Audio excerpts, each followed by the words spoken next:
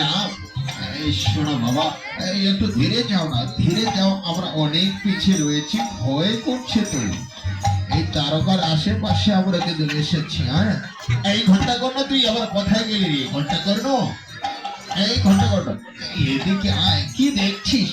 হ্যাঁ, গুরুদেব, দেখছি আমার তারকা এদিকে এসেছে নাকি?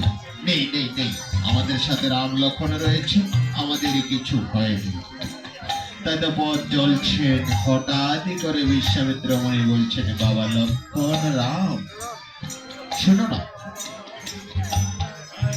হাঁটতে হাঁটতে আমি একটু ক্লান্ত হয়েছি, আমাকে একটু বিশ্রাম করতে হবে। ও, ঠিক আছে গুরুদেব, আপনি বিশ্রাম করুন।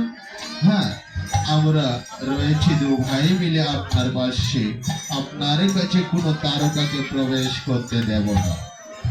এই গুরুদেব, আপনি বিশ্রাম করবেন, ওই যে উঁচু পাহাড়টুকু দেখা যাচ্ছে, সেখানে বসে আরাম করে বিশ্রাম করুন।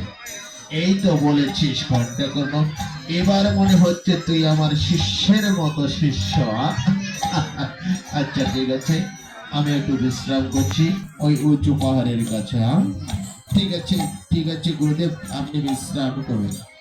আমি ততক্ষণে দেখি আশেপাশে আবার রয়েছে নাকি তারকা। আপনি বিশ্রাম করুন। এই ঘন্টা কোনো সরো, আমি বিশ্রাম করবো কোথায়? ও গুরুদেব, হ্যাঁ, আপনি বিশ্রাম করুন, বিশ্রাম করুন, আমি এদিকে দেখছি। তাই তো বিশ্বামিত্র মুনি বিশ্রাম করছেন সেই উঁচু পাহাড়ের উপরে, আর ওদিকে রাম লক্ষণে রয়েছেন দু ভাই দু পাশে। আরে ঘন্টা কর্ণ দেখছেন, না জানে কি কখন তার পায়ে এসে পড়ে আমাদের কাছে। এই ঘন্টা কর্ণ, এই পাহাড়টুকু কি ভূমিকম্প যাচ্ছে নাকি? পাহাড়টুকু কেমন যেন এলো ভেলো করছে।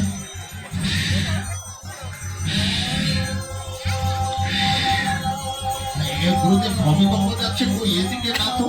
এই ঘন্টা কর্ণ দেখো না, আমার পাহাড়টুকু যেটুকুতে বসে রয়েছি।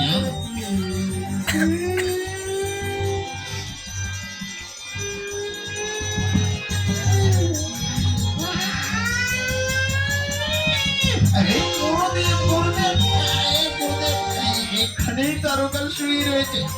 কিরি ঘন্টা কর্ণ, এতক্ষণে পুলিশ কেন?